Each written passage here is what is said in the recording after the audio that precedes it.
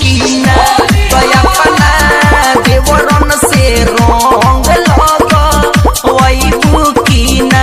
कि संकल्प पिच करिया के तू छोड़बू की ना तो बोला छी हतरो रंग डलवैबू की ना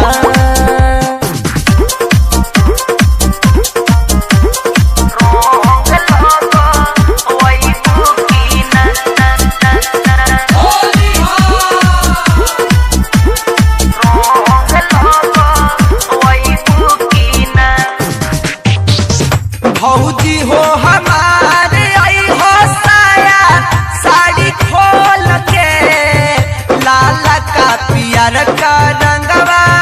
डालब खूबे घोर के ए हो भौजी हो हमारे आई हो साया साड़ी खोल के लाल का पियर का रंगवा डालब खूबे घोर के इहे पसारा धा दिल में तू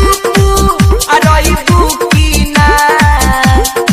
इहे पसारा धा दिल में तू अरइबू की ना तो बोला छी हतरो भौजी अइबू की ना कि अपना देवरा के सारा धापू रहिबू की ना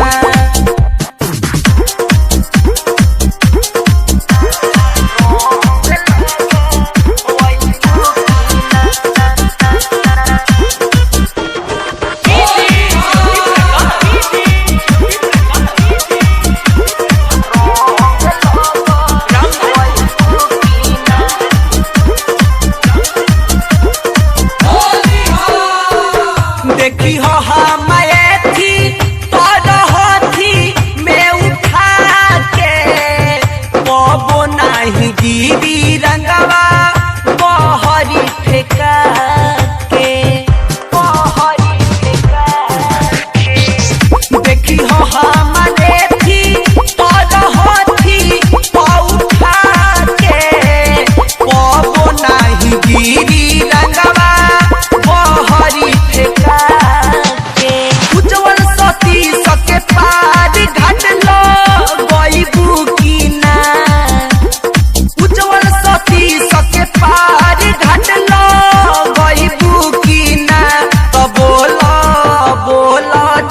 हतरो भौजी अइबू की ना कि अपना देवरा से रंग लगवैबू की ना तो बोला छी हतरो भौजी अइबू की ना तो अपना कुसवा से रंग लगवैबू की ना असो फागुन में दोनों जवन वैबू की ना तो बोला छी हतरो भौजी अइबू की ना तो अपना देवरन से रंग